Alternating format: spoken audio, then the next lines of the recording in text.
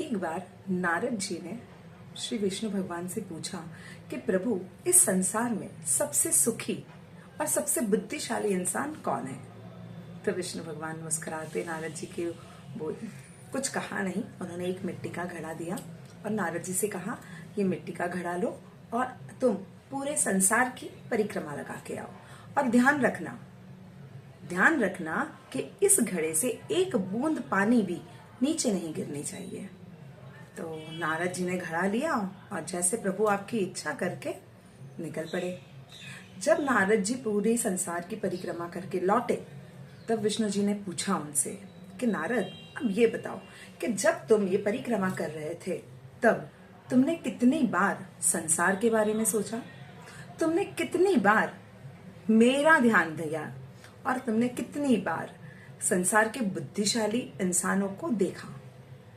तो नारद जी बोले कि प्रभु, भाई मैं तो इस घड़े के पीछे ही था कि भाई इसमें से एक बूंद कहीं नीचे ना गिर जाए, तो मैं संसार का कैसे सोचता।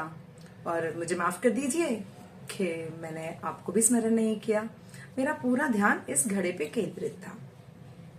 तो भगवान ने मुस्कुराते कहा कि नारद, वही है इस संसार के सुखी इंसान का सार।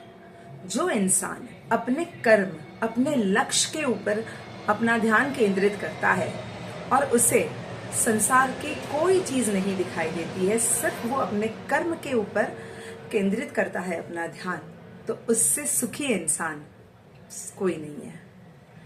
वही बात मैंने इस स्टोरी का जो एक सार है वो भगवत गीता के ऊपर है। जब भगवत गीता बोल रहे थे कुरुक्षेत्र में अर्जुन को कृष्ण भगवान, तब उन्होंने कहा था, कर्मण्यवाधिकारस्ते मां फलेषु कदाचन। इसका अर्थ यही है कि आपको आपका कर्म करना है, फल की चिंता मत कीजिए। बस कर्म इतने अच्छे से करते रहिए ना कि फल बेहतरीन हो जाए। तो बस हमें भी अपने कर्म पे अपना ध्यान केंद्रित करना है। राधे राधे।